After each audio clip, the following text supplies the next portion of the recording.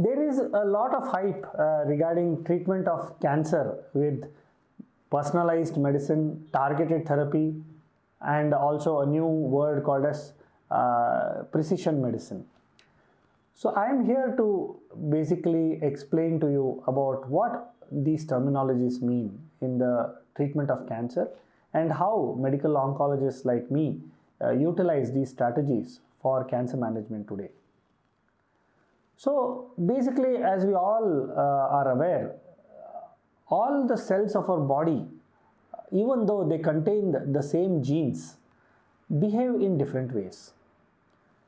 In the same way, since they behave in different ways, they basically carry different identities on their surface. So these identities of a cell are basically called as receptors.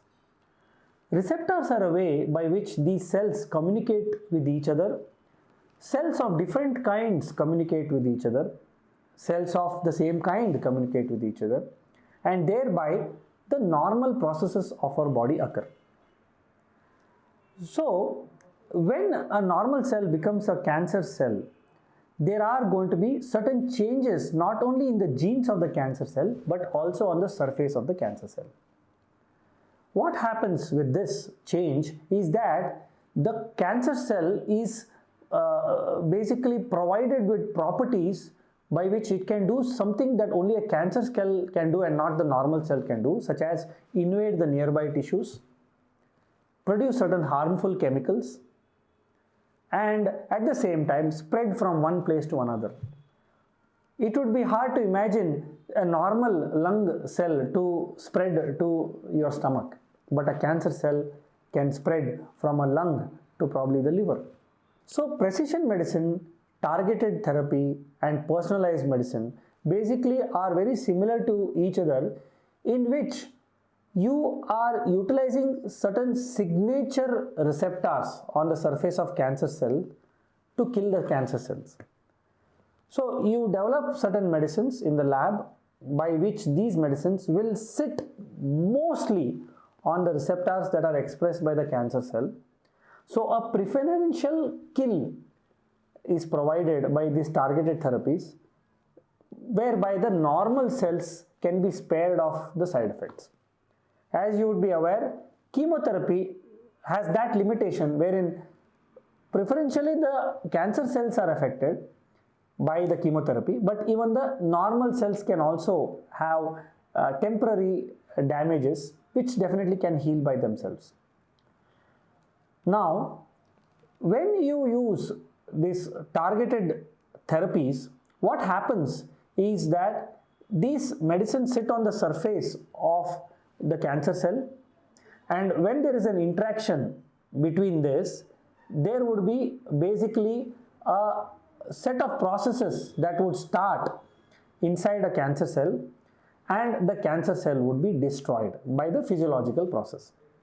Another way is the same targeted therapy medicine will sit on the surface of the cancer cell, and because of this interaction, there would be basically a recruitment of all the normal body immune cells or immunity cells, which will then act against the cancer cell and destroy again in a physiological way.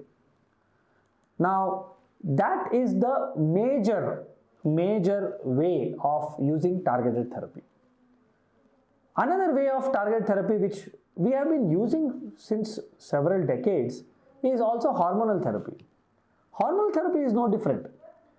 Hormonal therapy is the use of certain medicines which block the hormonal stimulation of the cancer cells. An example would be breast cancer or prostate cancer. Many of breast cancer cells can be basically stimulated by the hormones. So you use certain medicines by which the availability of hormones in the body is reduced, thereby the breast cancer cells are not stimulated, or the interaction of the hormones with the breast cancer cell is avoided. So that is a very common example that I would give for targeted therapy. There are several different mechanisms of targeted therapy that are being evolved.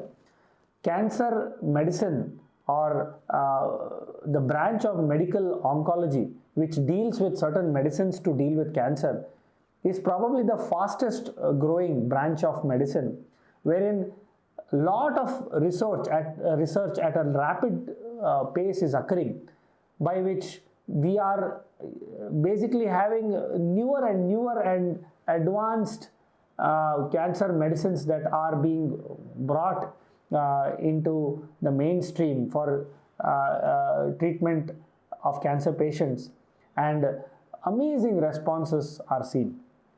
Is targeted therapy used only in advanced cancer?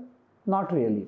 Today we are using targeted therapies even for early stages so that the cure rates are increased significantly. Can it be used in advanced stages?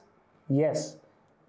The advanced stages of the past, which could not be controlled at all, are being controlled today with today's cancer therapy, so that we can give long-term control to our patients. There are patients living almost close to a decade and beyond with today's targeted therapies. Hence, I would believe that immunotherapy and targeted therapy are heralding a new era in the treatment of cancer, where we are slowly but steadily moving away from chemotherapy as the only way of controlling cancer.